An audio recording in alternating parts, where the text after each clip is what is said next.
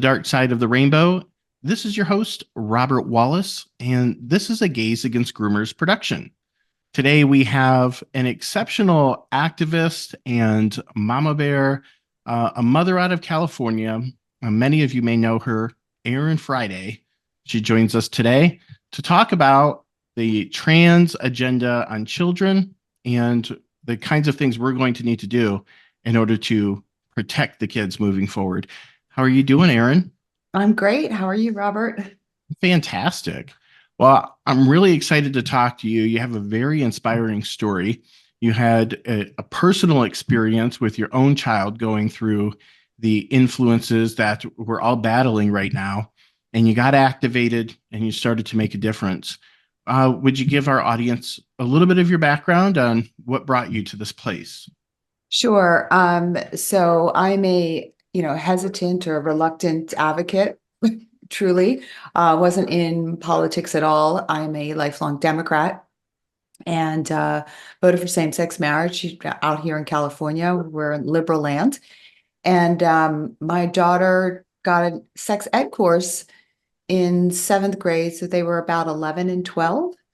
And all of her friends came out as something on the LGBTQ alphabet soup following that class. They had an hour of just gender ideology altogether. They had 5 hours of coursework, and that was the first eye-opening experiences. What are they teaching our kids at school? This is ridiculous. These kids are 11. They have no idea what they are at this point in their lives. And they were using language that is much older language, like pansexual, polyamorous, um, language that 11-year-olds really shouldn't have in their vernacular at that time. So that was the opening. And, what these classes do and what these books do, these books being read to kids, is it plants the seed. And so that seed is in their belly, ready to germinate when they go through puberty or a distressful time. Or, they're a little bit quirky, a little bit odd, which are the cool kids. I mean, they're eventually the coolest kids around. But that, seed sat in her belly until COVID happened. And, she was living online. And then she announced that she was transgender after being, groomed. I mean, quite literally groomed on the internet for months and months and months, and through her school. So came out, I discovered the actual gravity of it when I could hear through my bedroom wall the high school that I enrolled her calling her by a male name and using male pronouns. And I didn't realize at that time what a hot issue this was. I called the school and read them the complete riot act. I just went ballistic. How dare you change my daughter's name? You didn't call me. They said that, their normal line is, we need to be a safe space, which was quite hilarious to me because my daughter had never stepped foot into that school. So who is she being safe from? Me? I mean, these are the questions I asked. What define safe? What does that mean? Am I unsafe? What do you know of me? What do you know of my daughter? I mean, I literally asked them, like, is she fat, skinny, tall? What's her favorite ice cream? They knew nothing. But they thought it was within their safety protocol to help foist and solidify a false identity on my child. Child Protective Services showed up at my house about a week later, along with the police, because obviously I was unsafe. Luckily, I'm an attorney, so they went on their way. And that was really kind of the pie in the face moment of what has happened to our society, because I was a really good little liberal. I read the New York Times. I mean, Fox News, forget it. Like, that was kryptonite. And so I never even heard about this movement underfoot, because certainly the liberal mainstream media was never discussing this. And if it was with flowers and accolades for these kids. And that's when I got activated. First, I had to save my daughter, which I did. Really pleased to announce that she has embraced her female body and, is quite pleased with her female body, as she should be. And then once she was stable, because I'll tell you something that people don't really realize is that these kids, when they say that they're trans identified, what they're really saying is that they hate themselves, that they are rejecting their natural body. We can go back in time, and I know it's hard, especially at my age, all the uncomfortableness you're going through as a teenager. I mean, you get one pimple and you will obsess over that pimple that entire week, keep looking in the mirror and everyone's looking at me. And that's that time in their life where the slightest imperfection is blown up. And when you tell a child that they are born wrong, that everything is wrong with them, that's a really cruel thing to do. It really makes a child look in a mirror and see the reflection and hate everything about themselves. And then you add on top of it, if your parents don't support, and using that term in their way, if they don't agree that you are actually the opposite gender, then they hate you. If you tell a child they're imperfect, everything about them is wrong, from their head to their toes, everything in between, their parent hates them. Oh, and by the way, you're going to commit suicide because trans kids commit suicide. So you've got this trifecta of horrible harm on these kids, and they sink into deep depressions. And a lot of people don't talk about this from the parent perspective, but when a child is depressed, they're really angry too. They're cruel and they're mean. And they're very difficult to deal with because you get hit with, I hate you all day long. I don't want you. I'm going to leave. Just horrible cruelty, because that's how children show depression and it's usually the attack on the mother. And so I understand when parents kind of capitulate and give in to the name and pronouns, because you really take a lashing. And then you add on top of it, parents have nowhere to turn. The doctors aren't going to help you. The teachers aren't going to help you. The politicians, and sometimes you're even your own family doesn't help you. So you're getting hit from all sides. It's a tough place to be, but luckily my family was supportive and I was able to pull her out. And during that time, I became an activist because I didn't want any other family to go through what I went through. Wow, that is a powerful testimony of things that are actually happening all across the country and more around the world. And we can get into how that's so in a little while too. You mentioned that you've been a lifelong Democrat, and I think that is a really significant thing, which I think you also at this point probably realize is because the majority of the people who are pushing against this tend to be more right-leaning, they tend to be more conservative. And, Gays Against Groomers is an apolitical program, organization. This is an apolitical program, but it just so happens that we rarely, if ever, actually talk to Democrats or people on the left who are standing up in this direction. We're seeing more of it, but for the most part, it seems to be a very politically polarized issue. It seems to be very one-sided. And I think part of that has to do with the media silos we live in on either side and the way that things are portrayed. But you've actually had a sort of a awakening about the type of programming the media and the more liberal side is having on people. Yeah, and it's interesting because I'm part of a nonprofit also called Our Duty, and Our Duty is nonpartisan, like you guys, and we need to be because we actually need to bridge that gap. And we're probably 80% Democrats. Uh, the interesting part is the media, despite Democrats speaking up, squelch us. So if there's an event that I'm at and a conservative is also at the event, they're going to focus on the conservative and not give me any airplay because I go against the narrative. So the Democrats that are loud, they get silenced and get, they err on the side of then the conservative. I mean, that's why it's so important. And I love what Gays Against Groomers is doing is to, I'm easily called a bigot, a white wing conservative, even though I'm not religious, all these things, because I look the part. And that's why I really encourage, because I work with a lot of feminists and a lot of lefties, because we're California.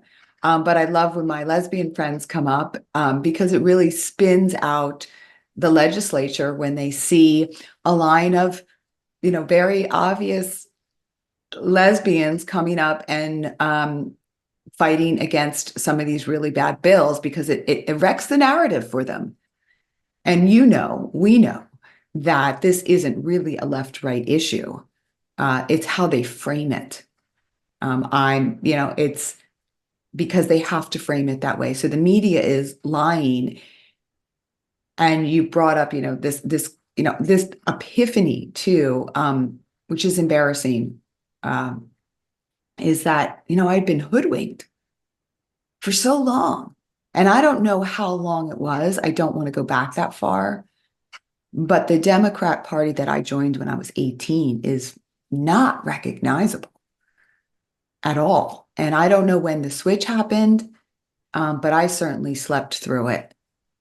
And, and it's a brilliant scheme to keep the left and the right away from each other and silo us when really we have a lot in common.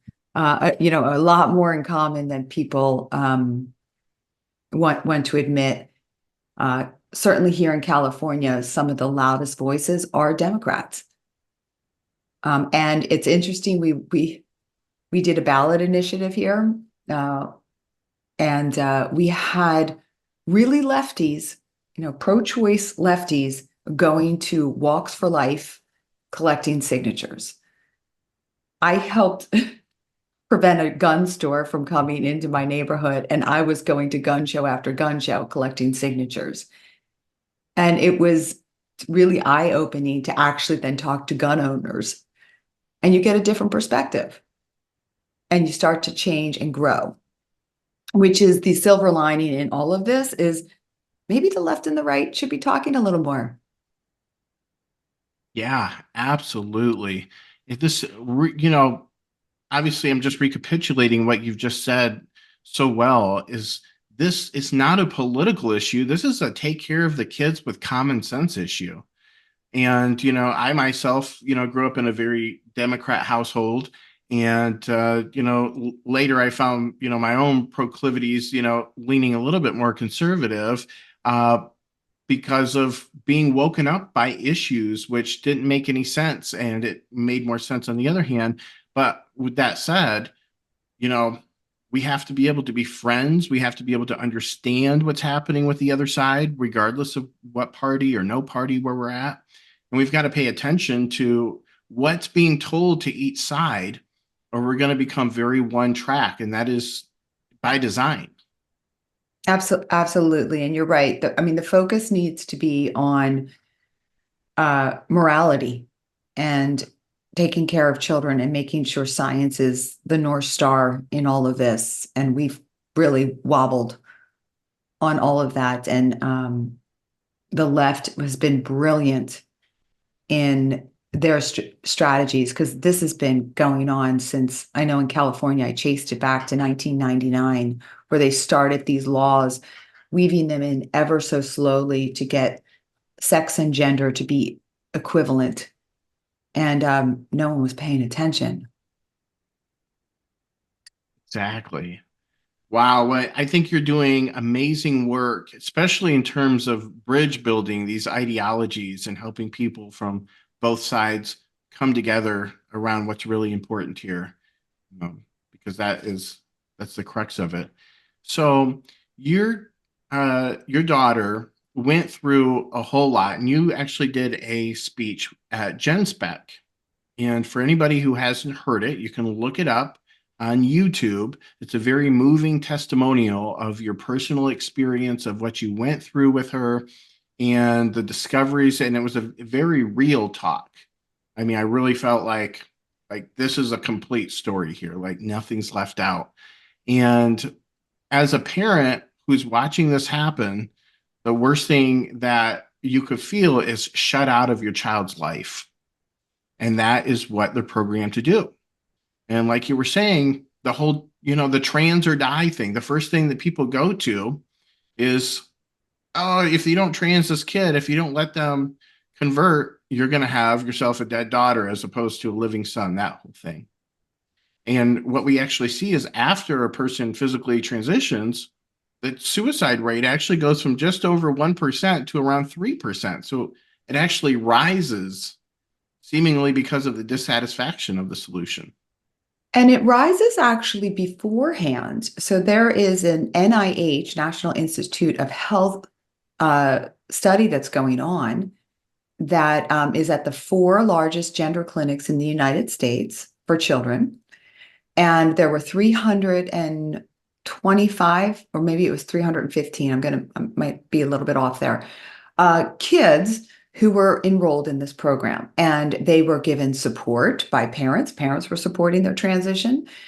They had the quote unquote, best teams in the country because they were at the largest gender clinics, Children's Hospital LA, Boston, these prestigious, so-called prestigious institutions. And 2 out of the 315 kids committed suicide during the first year of the study.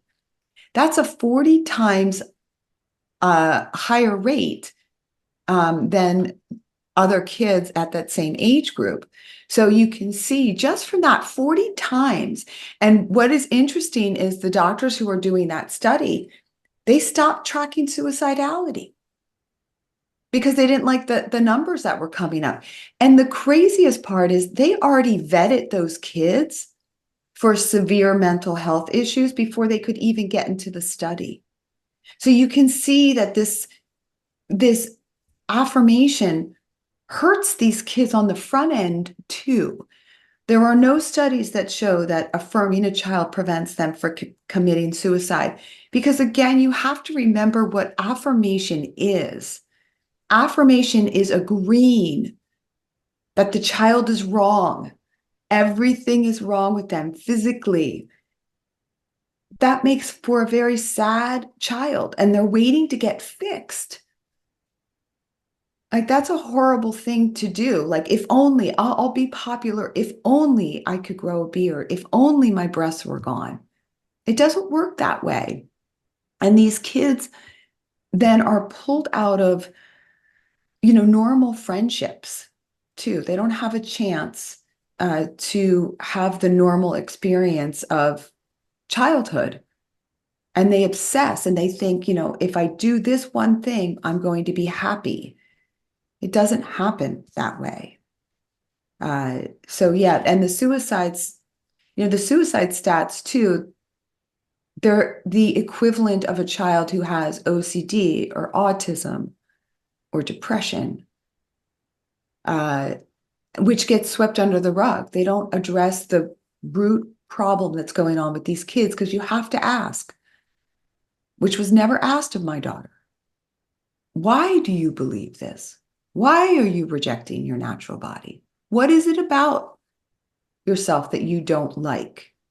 And once you address that underlying distress, the transgender identity disappears. That is such a huge part of this. We don't calculate enough that these kids who were susceptible to this, who are finding themselves in this trans ideology far and above beyond most kids, are suffering with the depression, with possibly being on the spectrum of autism. And ultimately, it is coming down to the non acceptance of self. And I think that's kind of what the funny part of the whole gender affirming thing is, funny, not in a haha way, but the queer part, if you will, is that we really should be affirming the the gender of the body that they're in. If you're a tomboy, fine, dress masculine, like have that expression, but you don't need to change your body in order to be able to accept your gender. And that's that interesting logic that, I need to change my body in order, so that I can feel affirmed in my gender. And then they turn around and say that, you know, my current gender doesn't, define my sex. This is a very convoluted. I apologize for that. I think most of us know what we're talking about here, but Yeah, it's completely circular and it's regressive. And, I'm sure you know this, and I'd actually love to hear from you, but most adults who are gay, when they were younger, they were confused about their sexuality and might have thought, well, since I'm a boy who likes girl things, I should be a girl. And I don't think there's many Americans who would agree that it's great in Iran that a gay man has a choice of death or transition. And that's what we're doing to these kids. We're basically telling effeminate boys, hey, might you be a girl actually? And masculine girls, might you be a boy? And I'll tell you, like one of the things that I used to help get my daughter out, I was a complete tomboy. I mean, I'm straight, but I was a complete tomboy and I have a male name. At least, some people thought Erin was a boy's name. And I was rough and tumble and I had short hair and everybody thought I was a boy. And I thought that was cool because I could, get dirty and ride bikes and, play baseball instead of softball. And, I put this picture up of myself from eighth grade and I look like a little boy. And my daughter's like, who's that? I'm like, that's when I was a boy. Like, had I grown up then, uh, maybe they would have told me I was actually, a gay boy because I liked boys. And they take away all of that innocence and that exploration, and they medicalize it and monetize it. You're your authentic self. How are you authentic with a bunch of needles being put into your arms? It's not being authentic. Authentic is au naturel. exactly. And yes, to your point, I myself did, of course, experience a lot of confusion about myself. I mean, I remember when hair started growing in my legs, and the first thing I did is I freaked out and shaved them. And I remember watching TV with my family, and my mom looks down and is like, Rob, did you shave your legs? And I panicked because apparently she had recognized that, and I was just terrified of this masculizing of my body. And, I did identify for a long period as asexual because for me, having somewhat of a, a religious predisposition, which I was not in a religious household by any means.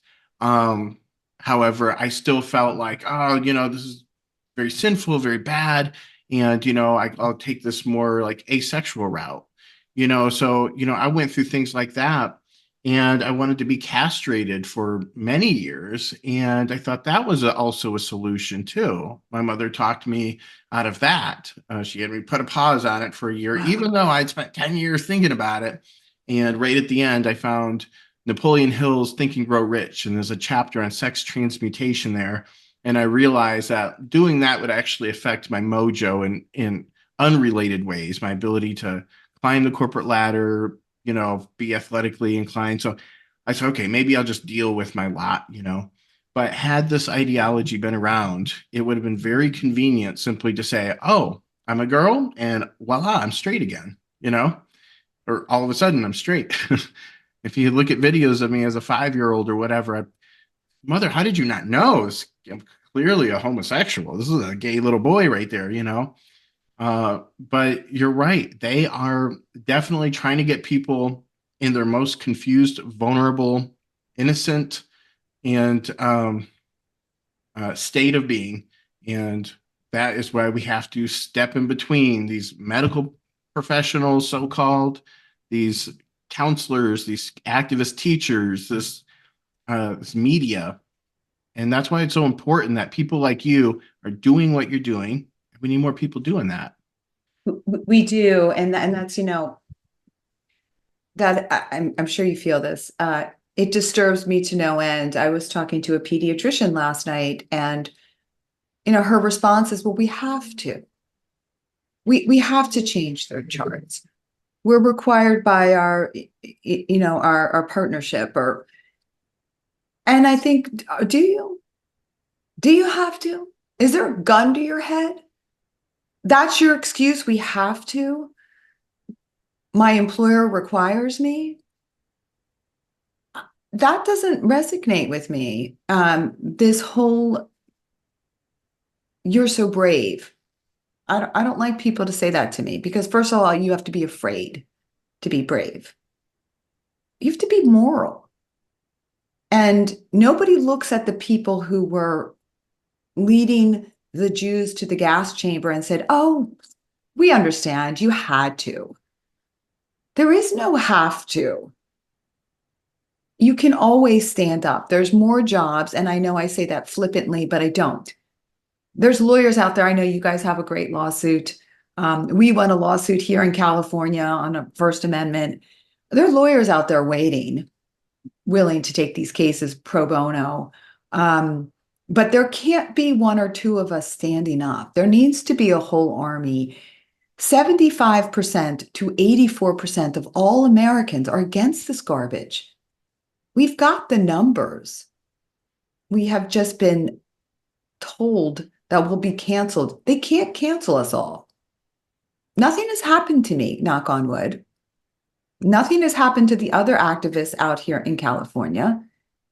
And we can all do our part. And if you're, you're not able to physically do anything, then donate. Find the groups that are fighting this that you resonate with, and donate. Anybody can donate $25. $25 monthly. That's, 2 Starbucks. And then show up and write letters. Once a month, say, "I'm going to do something." If once a month everyone promised to do something, this would be over faster. Because realistically, this part of history will end. It's just a matter of what's the body count. And the body count is growing. So I don't have sympathy for people who say, "I can't." You must. It's my answer. You must. And you and I, and those of us who are fighting, we're not going to save the day without the army behind us. We need the army. Right. That is absolutely correct. The silent majority, as they say, this is something we call tacit agreement. Just by remaining silent, you're putting in a vote. You're saying what's the status quo is okay. I'm gonna be Switzerland. I'm gonna stand on foot on both sides and just try to play mediator. You can't do that. You have to take a position. We have you spoke, I believe, in front of the California Senate. Is that correct? Oh, I speak all the time in front of the California, Everywhere. Okay. Yeah. legislature. Okay. Oh yeah, I'm up there all the Legislature. time. And that's really important to do that, to go do a request to speak at school boards. And when I talk to certain politicians, or pretty much all of them who are doing this kind of work to protect kids, one of the things that I hear is, people need to contact their representatives, whether they're House representatives or the Senate, and they will feel empowered to take seemingly unpopular actions if they feel like they have the backing of the people behind them, the will of the people, and that's what they're representing. But so many of them are afraid to go against the grain, especially if they feel like they're in it alone. So writing your representative and contacting them and showing up and showing your support will embolden them to change their minds because it's known to happen. They do. Exactly. Even in crazy California. I mean, we've stopped some bad bills because people made phone calls, and you can make these phone calls. I mean, literally, I send out calls to action, and I say, this will take you 5 minutes.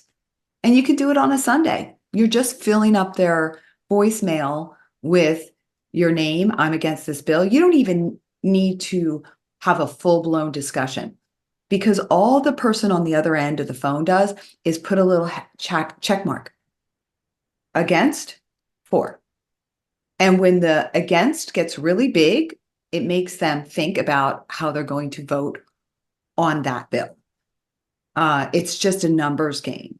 And so if you're not calling in and the others, and it's just no hash marks, they're going to do what their party tells them to do. Even the Republicans, especially here in California, I mean, they're pretty spineless unless they have the backing of the people. They're just as nervous as everyone else. They need to see that their seat is safe, that their people are interested in these safeguarding bills. It matters to show up. And like I said, I was explaining earlier, like when people show up in person to Sacramento, which is a slog, like, look, it's cost me $125 every time I drive up there, just in gas. And it's a 4-hour, 5-hour round trip for 2 minutes.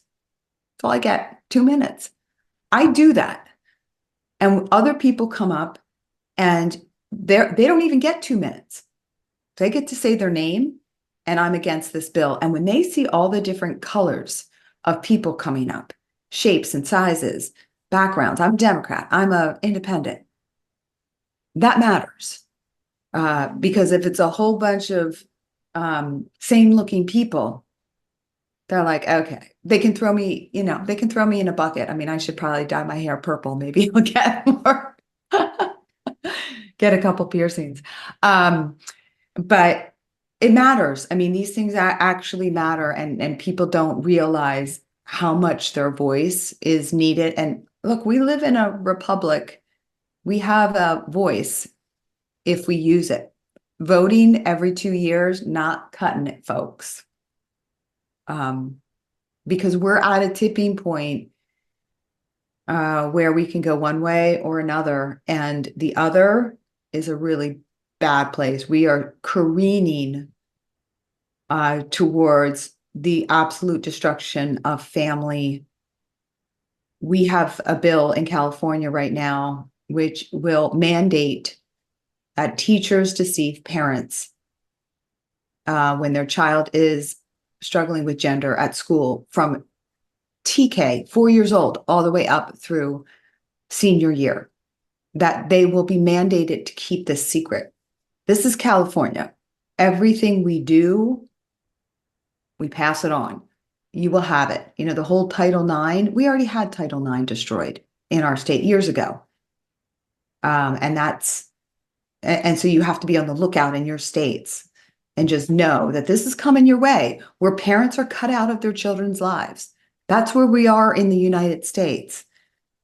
Your grandchildren, your nieces and nephews, this affects everyone. So we need to get loud, and we need to stop this now, because we're running out of time. You briefly in that you hit on something that's close to my heart, and I think is an important issue. We are a republic, and often we hear it said, save our democracy. Our democracy is under fire. Well, a democracy is a different form of government. We have maybe a representative democracy, and that our leaders are democratically elected, but we are a constitutional republic. And the difference between the two is, in a democracy, it's mob rule. It's all, if 51% say you lose a right, then you lose a right. But with a constitutional republic, you have your inalienable rights enshrined. And we are seeing people's rights, women's rights, we're seeing very basic rights eroding because of this cultural shift. Some may even term it cultural Marxism. And so, getting back to kind of something that I was hitting on before, this really is a top down operation. For people who don't know, we have individuals at the level of the World Economic Forum, working at the United Nations level, and up, going top down, saying we're going to impress these new regulations and they are required to happen. And so, companies and teachers' unions and everybody's falling in suit. That's where this is coming from. This is not an organic uprising of oppressed, trans individuals. This is a mass indoctrination. That's true, but I think it's top down and bottom up.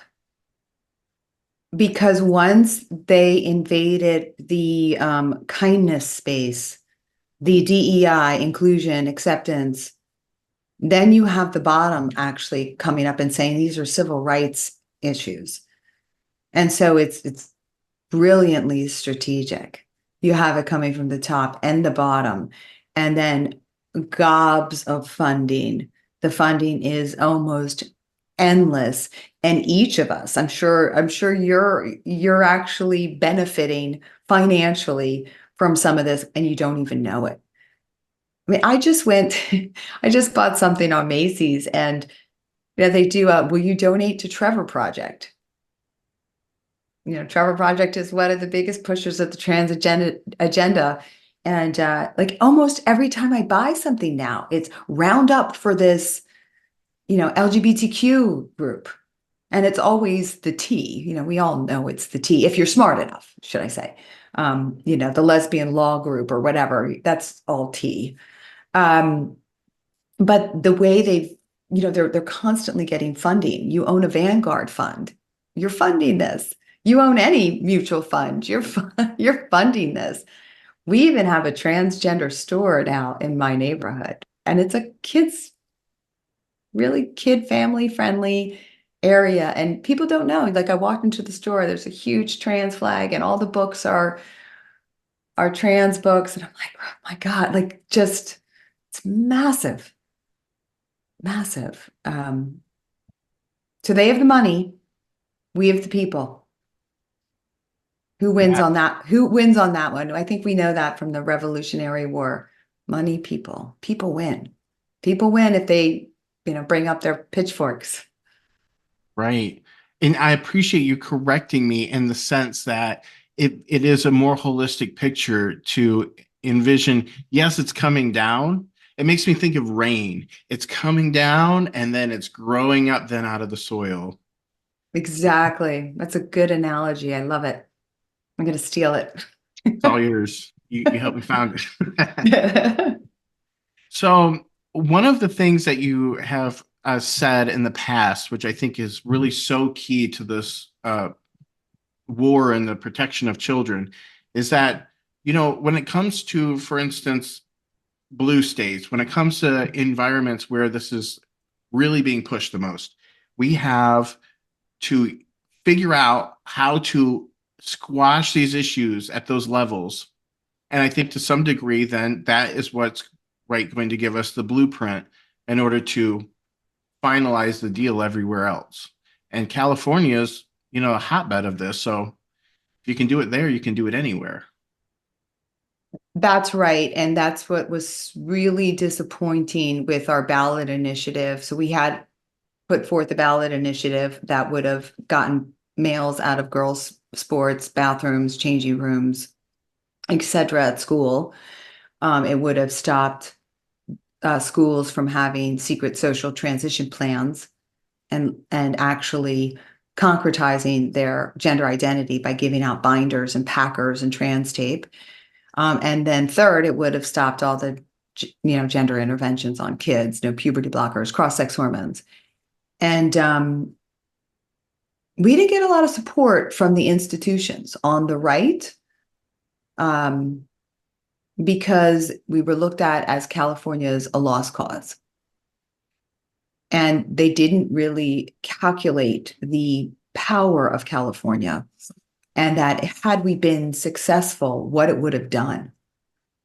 It would have changed the United States. It would have ended this faster. We collected 400,000 signatures out of the 550 that we needed on a budget of $200,000. That's incredible.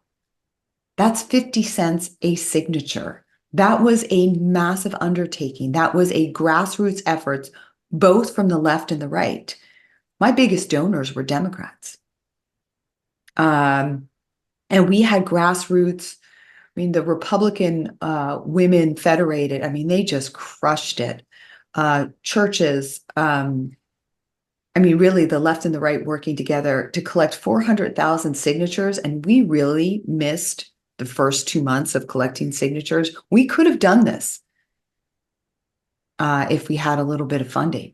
$1 million would have done it.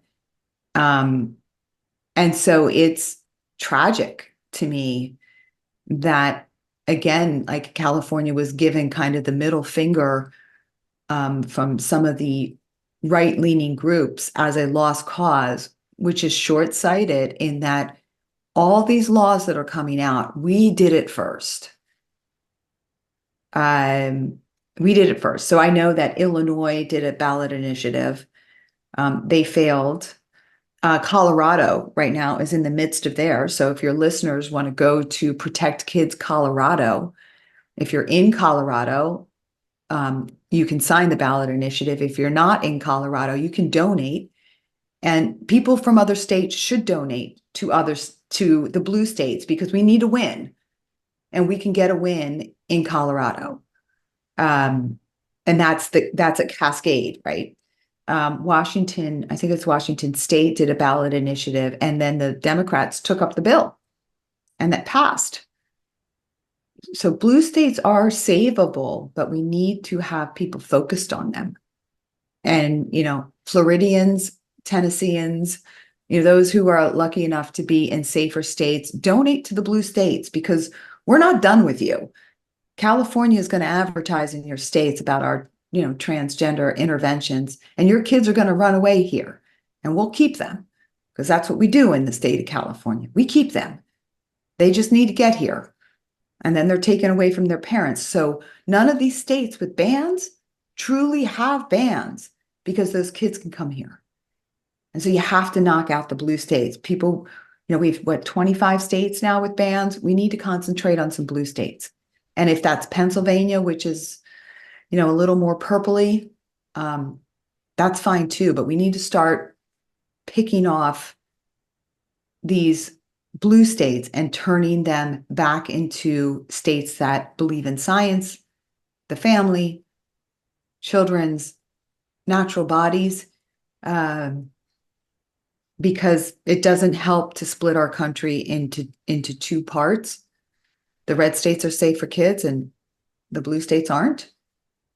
And like I said, the red states aren't even safe, because their kid just needs to get here. And one parent can take them to a blue state and then stay in that blue state. That's what our laws are now. One parent gets to dictate, the demise of a child's body, fertility, future. Wow. Yes. I'm glad that you brought up Colorado and what they're doing there. One of our members, Rich Guggenheim, has been traveling extensively all throughout that state. It's my understanding he put some 2,000 miles on his car recently in the last several weeks, going and trying to get the protection of women's rights and these petitions signed. It makes me wonder, what recourse do you have once a ballot initiative or the petitioning fails? Is there an opportunity to re-petition, or how does it need to be done different to go again? Yes, and usually too, at least in California, it takes a couple tries before you get a ballot initiative on the ballot, because you have to build the momentum. So you got 400 signatures the first time, you're going to get 600 the next time, because you're building actually that army that I talked about, because you're educating along the way. So it's not a failure. It's never a failure, because we've educated now to 400,000 people. And now we know the recipe. because we know where to go and how to collect these signatures. So everything's a learning process. So we'll go out again. Of course we will. I mean, we have to. We don't stop. And we know how successful we are. I mean, this is the greatest part. That ballot initiative made our legislature come out with this really horrible bill. So they're afraid of us. Like that's a sign that what we're doing is affecting the left. What we're doing is affecting the legislature. And that in and of itself is a win because we've been silent. Most blue states have been just taking it and playing a defense game. You cannot win playing defense. You cannot just oppose bills. You got to start pushing legislation. You said you're in Arizona. You guys have the first bill that will provide medical treatment for detransitioners. You took the offensive. I mean, that's brilliant. Like that's what you have to do. You go out of the gate with offensive moves. I mean, think of a basketball game. If all you do is defend, you don't win the game. So we have to be bolder and louder. It's a game of chess. We got to make our moves too. And they matter. Gavin Newsom doesn't want to talk about anything in the ballot initiative. Why? Because it hurts him. And the mainstream media, they reported on it. We got free press on that. They had to report on that. So yeah, all these things they matter. But I'm rooting for Colorado. I'm really trying to plug Colorado, everything that we did here in California, getting Colorado on, Megyn Kelly and Charlie Kirk and some of these big platforms, which was really helpful to us. It really bumped up our numbers. Is so important. I mean, really, everyone who's listening, send in $100 to Protect Kids Colorado. Do it right now. You're listening, do it right now. Go online and send it in. You're saving one kid by that. $100 worth it? It is. Absolutely. That's a powerful call to action. People need to activate when they're thinking about it. These issues are not going away just because you've turned off the radio or this program's gone off. You will make a lasting impact on the subject just by contributing, especially to these people, boots on the ground. They're sacrificing their time and their personal money and their whole life just to make use of this in an effective way to protect your kids, your neighbors' kids, your grandkids, etc. I wish I knew as many people. I wish we had a more outspoken Democrat population in particular. You know a lot of them. You are involved with organizations, like you said, which consists of 80% of that. We need people on both sides speaking against this narrative. And so no matter where you stand on the issue, I hope that you'll join those listening, join the likes of Gays Against Groomers, join with Erin and the initiatives that she's taking up, because everybody needs to work together to save a kid. Because at the end of the day, it doesn't matter what your leaning is. I don't see any sort of discrimination personally in my life with people who are different politically. When it comes to these issues, we're instant kin. This is a battle to save America, to save the kids. And after that, live your own life, And there's a group for everyone. There is. You don't have to join Our Duty. You don't have to join Gays Against Groomers. There's a Democrats for an Informed Approach to Gender. So that's a Democrat-run group. There's, Women's Declaration Independence. There's Wolf. There's, the Republican groups. There's so many groups. Pick your group who you feel most aligned with and get at it. And we all talk together. We all work together. I mean, there isn't a right group that I don't work with or a left group that I don't work with, because we all have the same, same goal. Exactly. They're using the politics right now to keep us divided. So we're fighting amongst each other so they can rearrange society in the meanwhile, take advantage of our scattered efforts. And this is what we need to be doing: is to working together with no prejudices and removing the stereotypes, keeping our eye on the prize. Do you have any? Got Yes, it. you have any initiatives coming up or that we're looking forward to that you'd like to talk about, or that you think maybe are good ideas that we should start to take up in other places? Well, I wrote a bunch of bills for California, and I wrote two for detransitioners, very similar to the one in Arizona. Um, and that I think should be, you know, enacted in every state because detransitioners have no ability to get any type of medical treatment after they decide to detransition, and they're at a loss for finding doctors. They don't get insurance coverage. And I think that's really important for them. I also think detransitioners, a bill that would extend the statute of limitations so that they can file those lawsuits. We know that regret settles in around 5 to 10 years. And so they've missed their opportunity to sue the doctors because this is going to come really down to the Supreme Court and lawfare.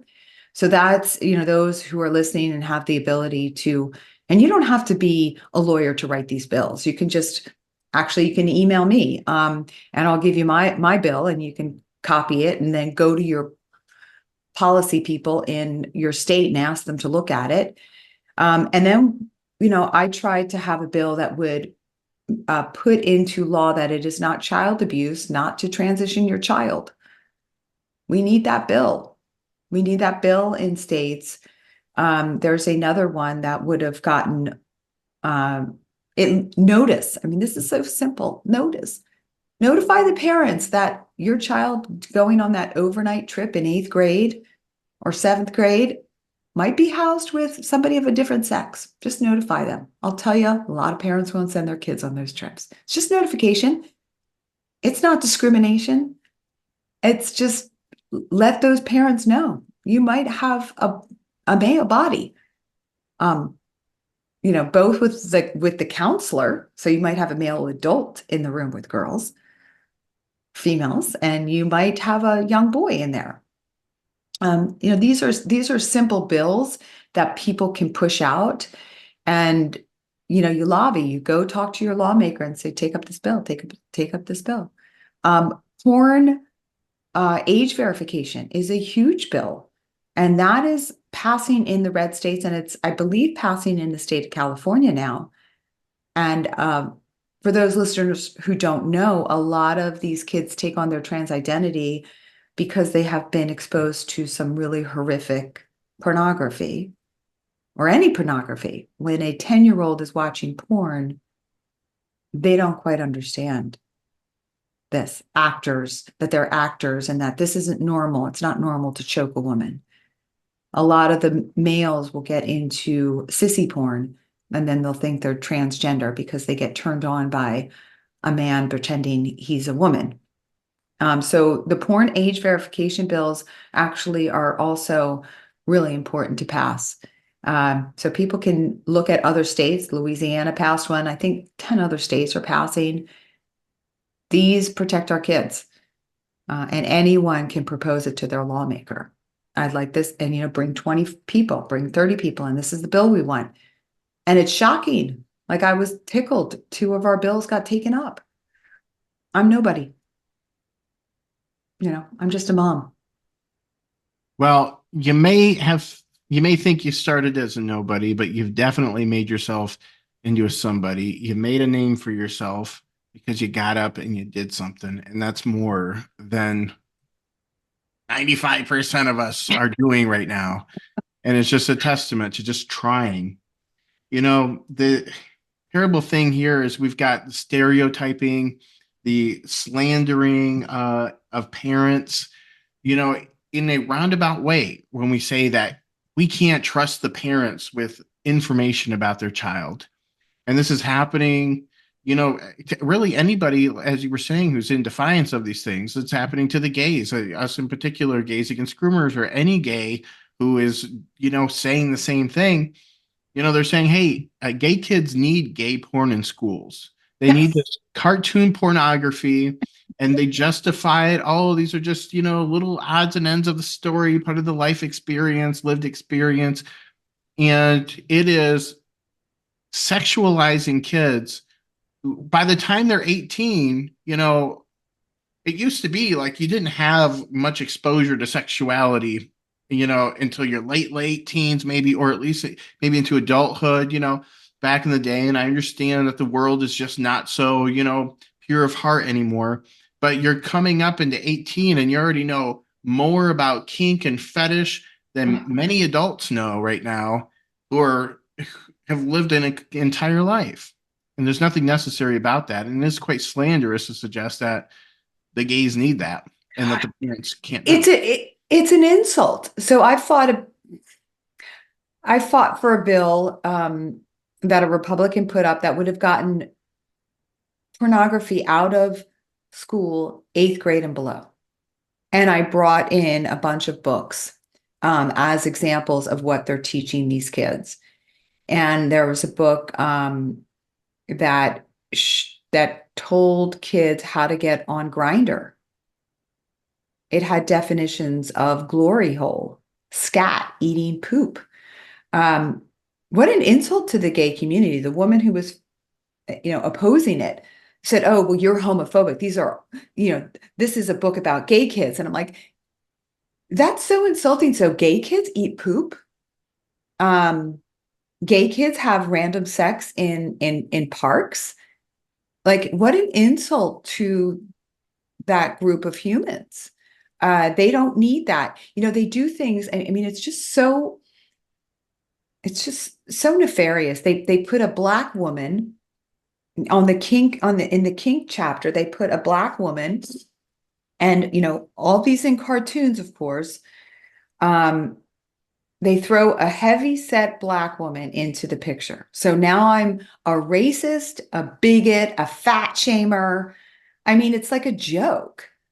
Uh, you're a gay man. I mean, did you need pornography to figure out that you're a gay man and feel comfortable in your skin? No, of course you didn't. No child needs that. Oh, I need to see what I need to do. No, no, you don't. It's just a trick to, basically sexualize our children while calling us bigots and homophobes. And that's why I love Gays Against Groomers too, because, you give me some cover, right? Because I'm not gay. And so, if I have someone's there for Gays Against Groomers, well, they can't really call them homophobic. Um, but yeah, there's nothing necessary to teach kids about kink and BDSM. It doesn't help these children. It hurts these children. And of course, it's all designed to make a child more susceptible to having that type of sexual experience as a young kid. That's what it's for. Let's just call it what it is. It's to not to educate kids, it's to make them more available to the sickos that are out there, and there's a lot of them. Some might even call it grooming. Shocking. Shocking. They don't like that term. Of course it's grooming. Right. I mean, there's a huge connection with the transgender movement and pedophilia and destruction of family. You brought up Marxism. I mean, it's just this cabal of really deviant um, a deviant goal.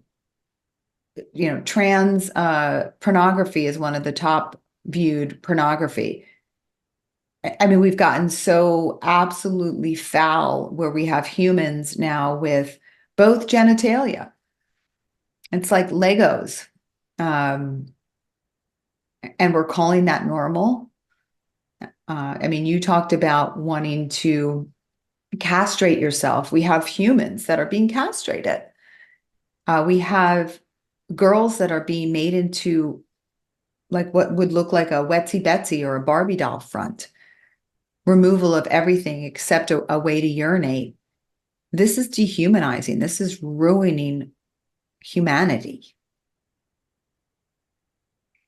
We are objectifying the human body in every way. We've become a very materialistic society.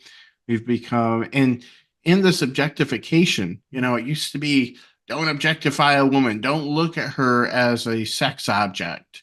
And yet now we're doing that to ourselves. Where there's a race to the bottom to see how quickly we can create this idealized form of some queer identity, and we're starting to turn into monsters. Some people are coming out, a lot of trans activists, they're dressing like they're not even in the human species. I mean, aside of furries, and aside of even the drag queens, who come out looking like the devil, during drag queen story hour, people just like I'm non-binary, so I'm this and that, and it's like this is like undermining your humanity. I went to a protest in Wisconsin, and there was a woman there who was morbidly obese, and she had no nipples. And as like it was a celebration for her to take her shirt off and show what she had done to her body. That no longer looked like it didn't look like a male chest, it didn't look like a female chest, it looked like a no chest. And celebrating that. I think there was something on X where there was a young woman who was dancing at Pride, and she's basically doing a striptease, and then like the reveal of her scars. And I'm like, we're celebrating removing healthy body parts and adding ones like we're Legos, like we're like this is just a meat suit. This is not it's separate from ourselves. We're one unit. And it's insane to me. It's just absolutely insane. And people clapped. There was a woman who got up in Sacramento. It became the first trans sanctuary city. Like we need more of these. And she said, I just got my top surgery, and everybody clapped. That's awesome. You just took off parts of your body. Yay. Hey, I cut off 4 fingers. Woo! Cheers.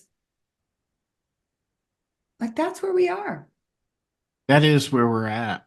And unfortunately, for all of the people who make it into adulthood and still think it's a good idea and still want to pursue that, hey, we might disagree with it, but okay, you're an adult. Now you're capable of living with the consequences of your decision, however terrible they might actually be and what you may discover later. But kids don't have the same advantage of, getting that far and then realizing they made a mistake when they're bombarded with these influences and then shepherded down that direction.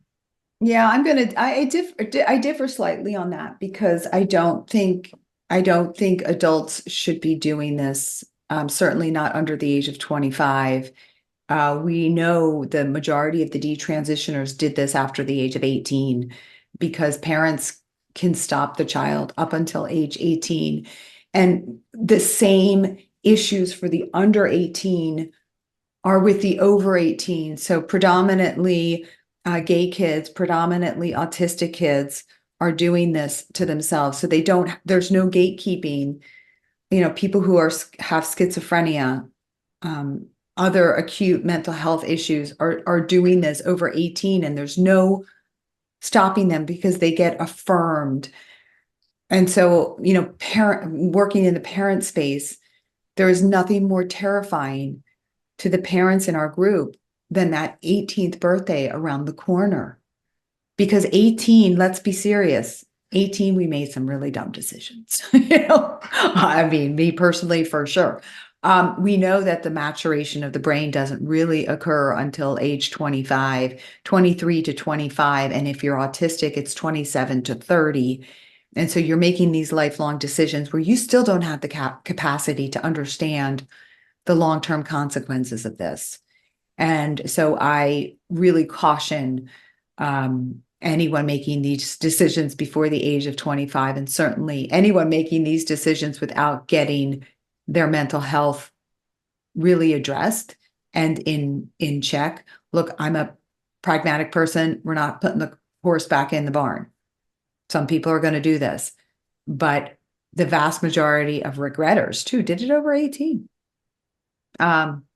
Same problems as the younger kids. No consent, no understanding that their fertility, no ability to comprehend that they're not going to have sexual experiences anymore, that they're going to have atrophy of their genitals, that they're going to live with pain. I mean, you talk to the detransitioners, they have mystery pain. Nobody knows how to fix it. Bone pain, constant pain, urination, when they're just walking. I mean, this stuff doesn't get talked about. The one of the best podcasts I listened to was Karina Cohen. I guess he goes now by Corey Conan, with Wesley Yang. And